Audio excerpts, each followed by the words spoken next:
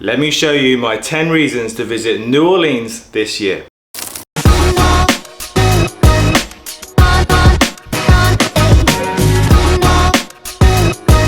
Yes, hello and welcome back to my channel. In this video, I'm going to be covering the 10 reasons to visit New Orleans, Louisiana this year. A city that is often known as the Big Easy, and I had a fantastic, absolutely amazing time. But if you're new here, please consider subscribing, hit the like button if you're enjoying the video, and drop any other reasons, things to do, and your ideas for New Orleans in the comments below. Reason number one is, of course, Mardi Gras, something that New Orleans is famous for. Now, celebrations generally start on January the 6th and they last for about 2 weeks, and the streets will be alive with partying, music, jazz music, of course, and people throwing the beads and having a great time. The celebrations actually started in medieval Europe, but New Orleans has probably become the most famous place to celebrate Mardi Gras in the whole world.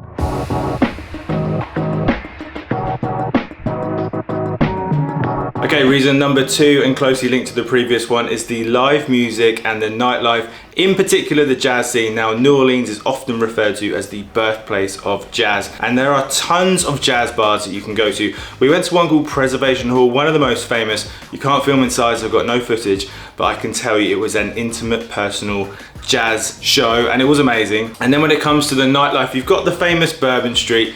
Everyone who wants to go party will go there, but a lot of the locals will tell you to go to Frenchman Street. My recommendation there is the Spotted Cat Music Club. And then of course you've got Lafayette Square, which has a free show on a Wednesday. Reason number three is the incredible food and drink. I was blown away by the mix of the creole and the Cajun food. It's an absolute melting pot of all kinds of different cultures, and there's a lot of fantastic restaurants. Here's 3 tips for you: Cochon, Two Jacks, and Superior Seafood and Oyster Bar. They were 3 of my favorites, but honestly, you can't go wrong with most of the restaurants. Just check out the reviews. Some of the famous dishes that you will find here are gumbo, jambalaya, and the po' boys. I tried a hell of a lot of different food, and I thoroughly recommend that you come here for the food in New Orleans. All right, reason number 4 is the culture and the history. Now, many people don't quite appreciate that New Orleans was founded in the 1700s and has been ruled by the French and the Spanish before the United States bought the city in 1803. So of course there you have the European history, but then you've got the forced settlement of slaves, which brings in the African and the Caribbean history. So like I said, you've got this incredible culture and history that's developed over the past 300 or 400 years. You only have to take a stroll along the French Quarter, which is one of the oldest neighborhoods in the whole of New Orleans, to appreciate some of the architecture and the history there. So go and explore it, do a tour, find out as much as you can about the city and the history, because there's incredible culture and history right here in New Orleans. Reason number 5, getting around the city is very easy without a car. Now that's something you can't say about a lot of cities in the United States. First off, the public transport system is very good and it's bike friendly. Make sure you take a ride on the streetcar, very famous trams, and the longest continually operating passenger functioning streetcar in the world, apparently. Like I said, I found the city very bike friendly, and I did a bike tour, which was an incredible way to learn about the previously mentioned history and culture. And in general, it's a very well connected city and easy to get around.